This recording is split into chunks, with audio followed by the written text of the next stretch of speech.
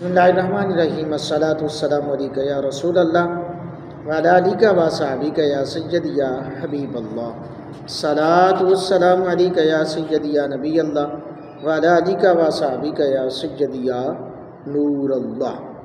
حدیث نمبر 56، کئی نمازیں ایک ہی وضو کے ساتھ ادا کرنا۔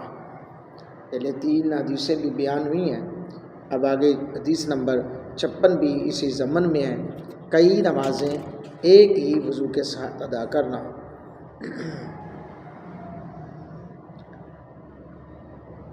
سلمان بن بریرہ اپنے والد کا یہ بیان نقل کرتے ہیں، نبی اکرم صلی اللہ علیہ وآلہ وسلم ہر نماز کے لیے وضو کیا کرتے تھے۔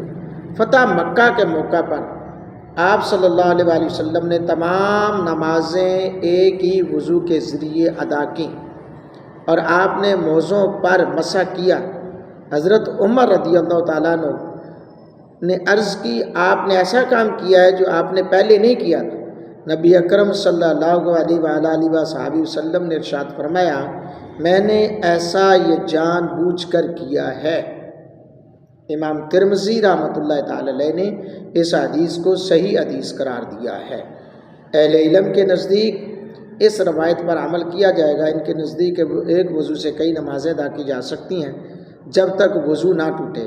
بعض حضرات ہر نماز کے لیے وضو کرتے ہیں لیکن وہ استحباب کے طور پر کرتے ہیں، یعنی کہ مستحب ہے۔ اس سے بات یہ، اس مسئلے پر تمام فقہاء کا اتفاق ہے کہ ایک وضو سے جتنی چاہے نمازیں پڑھ سکتے ہیں، خواہ فرض ہوں یا نوافل یا واجب یا طواف کعبہ۔ البتہ وضو باطل ہونے کی صورت میں نئی نماز کے لیے نیا وضو کرنا ضروری ہے۔ اللہ تعالی ہم سب کو نبی پاک صلی اللہ علیہ وآلہ وسلم کے توسل سے نیک اعمال کی توفیق عطا فرمائے، سیرت مصطفیٰ کو سمجھ کر عمل پیرا ہونے کی سعادت عطا فرمائے، آمین۔